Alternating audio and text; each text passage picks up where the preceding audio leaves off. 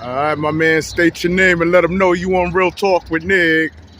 Yeah, I'm Sean, but they call me S. Bolo, and we rep the New York Knicks hard. That's what it is on Real Talk with Nick, on man. Real Talk with Nick, no doubt. All right, talk to me, baby. I know you know that the Knicks is bona fide in the playoffs. We clinched. We're in third place. We might be in second. I think We tied for second. We tied for second. We need this last win against Chicago tomorrow at 1 o'clock to get at least the second spot. And we also need Milwaukee to lose to Orlando.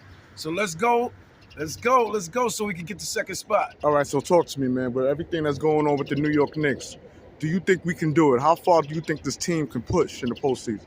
The way Jalen Brunson is playing and the way DiVincenzo and Hart is really complimenting him, the return of OG and Mitch Robinson, I really believe we can at least go to the Eastern Conference Finals, at least. At least, Eastern Conference. Yeah. Now, let me ask you this, brother. This is what I want to know. I want to know, why do Knicks fans put emphasis on Eastern Conference and not the finals itself? Well, there's levels and stages to shit. You know what I'm saying? So before you get to the overall, you have to break down in sections what leads up to it.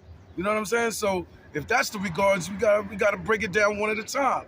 That's like they always say, one game at a time. So it goes from one series to the Eastern Conference Finals, then all the way to the finals to play whoever pulls up from the West side. You know what I'm saying? So we got to handle our scandal when it comes to the people on the East. So if we do that and we do that to our best ability, whoever comes out on the West, it's fair game. It really don't matter. So I focus on who's in front. Right now, we got to take care of Chicago. Once we finish with them, we'll either get the 3rd seed, the 2nd seed, or the 4th seed. We're not going no lower than 4. I'm always looking up instead of looking in my rear view. So I prefer the 2nd. But if we stay in 3rd, so be it. I really don't want to go to 4th, but either way, even if we slip the 4th, it's still a home court advantage of that series. So regardless, man, you know what I'm saying? Knicks is in a beautiful spot. Talk to me about Tom Thibodeau, man. How effective is his coaching this season in your eyes, man? Well, I give him props when it comes to preparation. He prepares his players. I really, really give him props to that. But at times when it comes down to in-game adjustments and rotation with his players, I got a gripe with him because I feel like he don't play his supporting cast enough unless he have to because of injuries or suspension, whatever the case may be. Can you set an example? Like for now, Precious, when OG was out and Precious was our only viable option, he was giving him 40-something minutes. Now OG's back, Hartenstein is back, and Mitchell's back.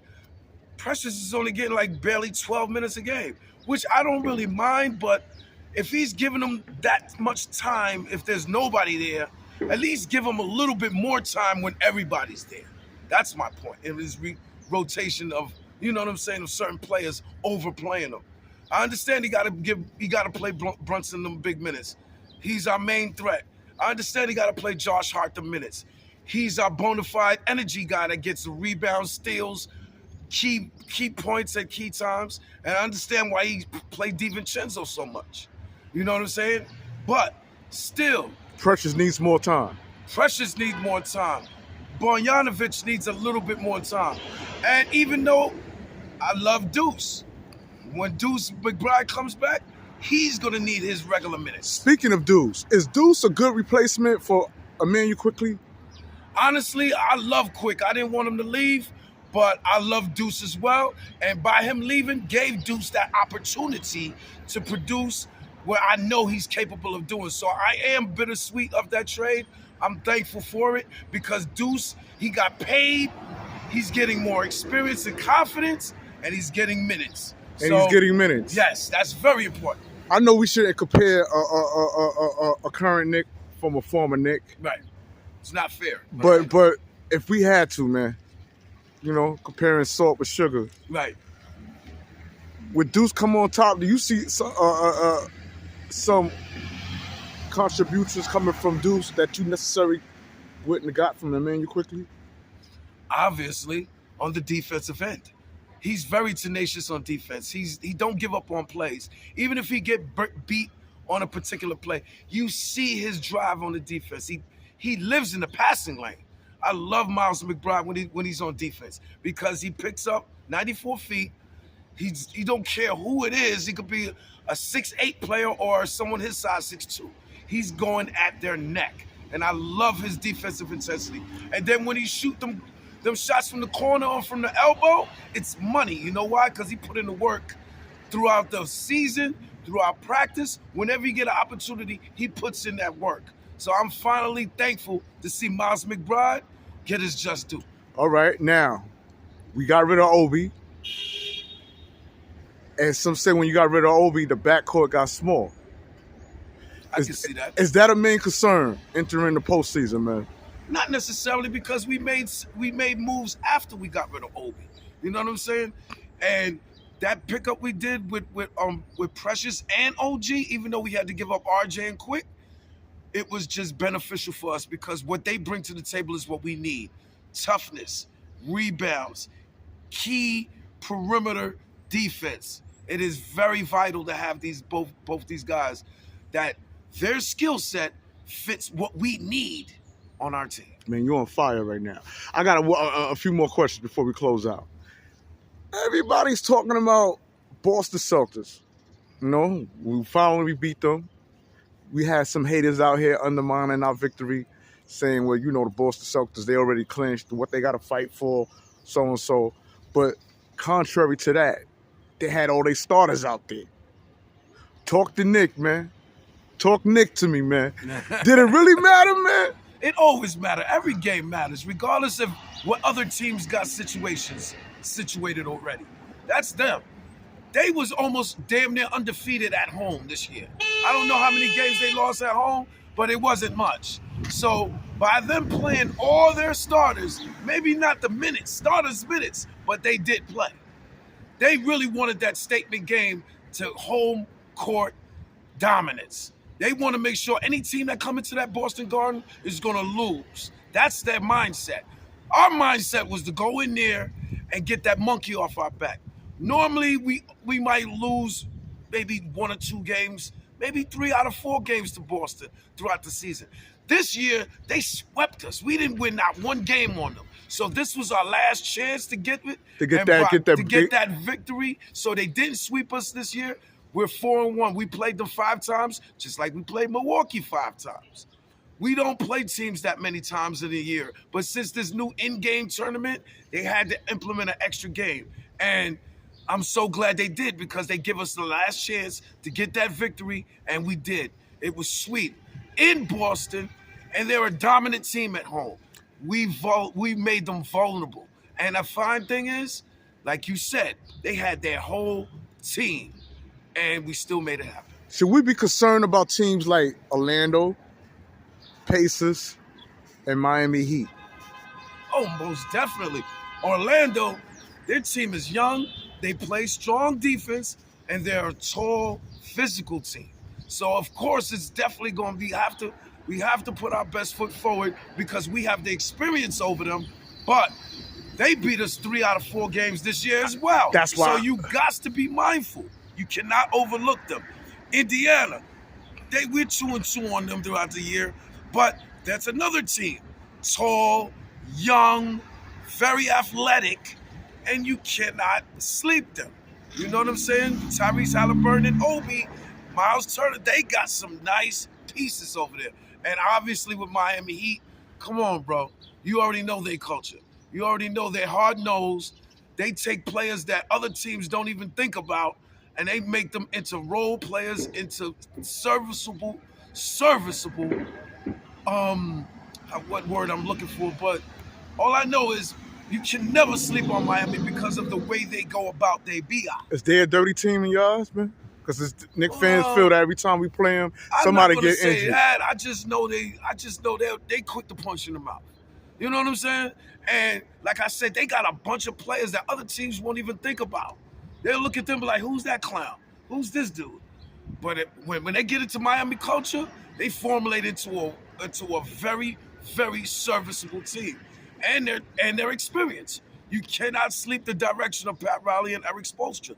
They're very experienced. So I'm never going to sleep on them. Now, when it comes to that series, if the Knicks ever bump heads with the Miami Heat, right? Can we agree that series would be more on the coaching than the players?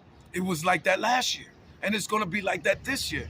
But the thing is, though, the difference is our personnel just got a tad bit better than last year. So just with what they beat us last year with, half of their people is gone too. Max Strus and the other dude that went to the Lakers. You know what I'm saying? They was key parts of their team last year. They not there no more. RJ and Quick obviously is not there no more. We got OG and Precious now. So it's similar, but it's slightly different. And I give us the edge. Why? Because we're comfortable with the individuals that we have. They're not. They're dealing with injuries. They're dealing with inconsistencies. We got a better chance of beating them this year than we had last year. This the cherry on the top, man. My man, Jalen Brunson, man. New York Knicks point guard. In your eyes, is he's the best thing since Clyde? The only way I can say that is if he lead us to the chip. If he lead us to the chip and we win it, you have to put him in that discussion. Because, bro, last time we won the chip, I was 3 years old. All right? I was here for it, but I didn't understand it. Now, the last time we went to the chip was when that lockout half season back in 99, 2000, when we had Sprewell, Allen Houston, Ewan, and Camby. That was the last time we've been back.